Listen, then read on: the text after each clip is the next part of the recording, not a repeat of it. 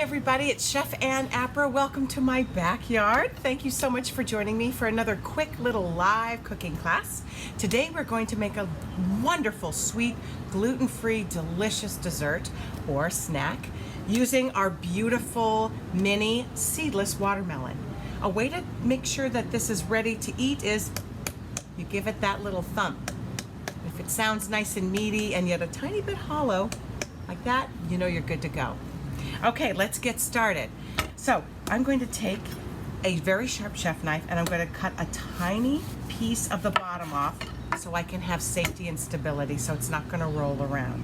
All right, with that same nice sharp knife, I'm going to carefully cut it lengthwise along the top. Make sure you curl your fingers down so you're not losing any kind of a finger or a fingernail. All right, look at that. Isn't that gorgeous? All right, so we're going to take a larger half and I'm going to cut it in the center. We're going to make quarters out of our beautiful watermelon. Okay, isn't that lovely? Now I pre-chilled this. That way it's nice and cold and I can eat it right away. I mean, who wants to wait, right? I'm going to take next a nice sharp paring knife. It's good to use a paring knife because then you're able to score down the sides of it. Let's see if you can see it. And I'm just cutting along the fleshy end so that I make sure that the red and fruity part, the pulpy part of the fruit is being saved, and that way you have it a clear cut all the way through. All right, now next I'm going to take my chef's knife and I'm just going to do a few cuts, long and lean, down the center, making little triangles. Especially if you have kids at home, this is a really fun little dessert.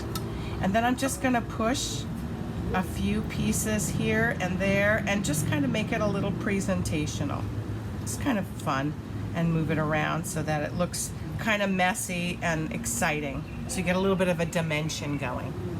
Next I'm going to take some beautiful fresh mint. I always try and get organic mint. If you can, do the same when you have things like herbs and fruits with thin skins. It's always best to get organic.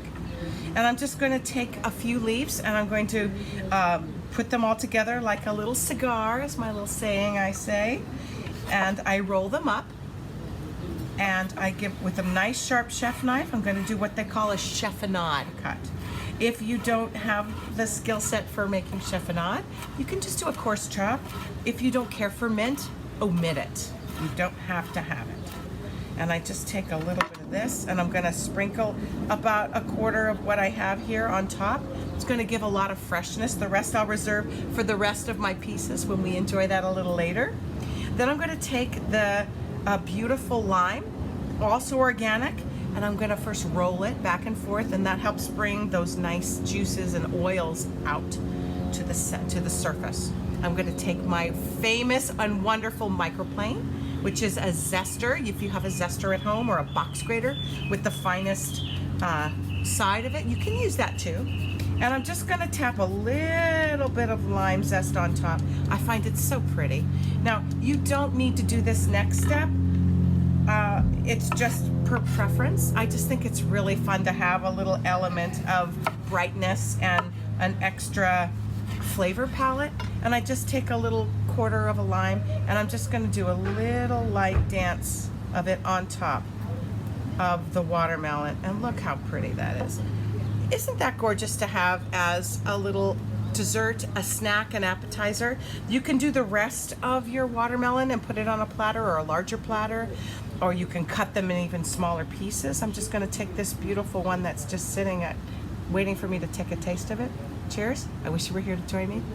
Oh, it smells so fresh and bright with the lime and the beautiful mint. Thank you for joining me. I hope you enjoy the rest of your summer, and please stay healthy and safe out there. Good night.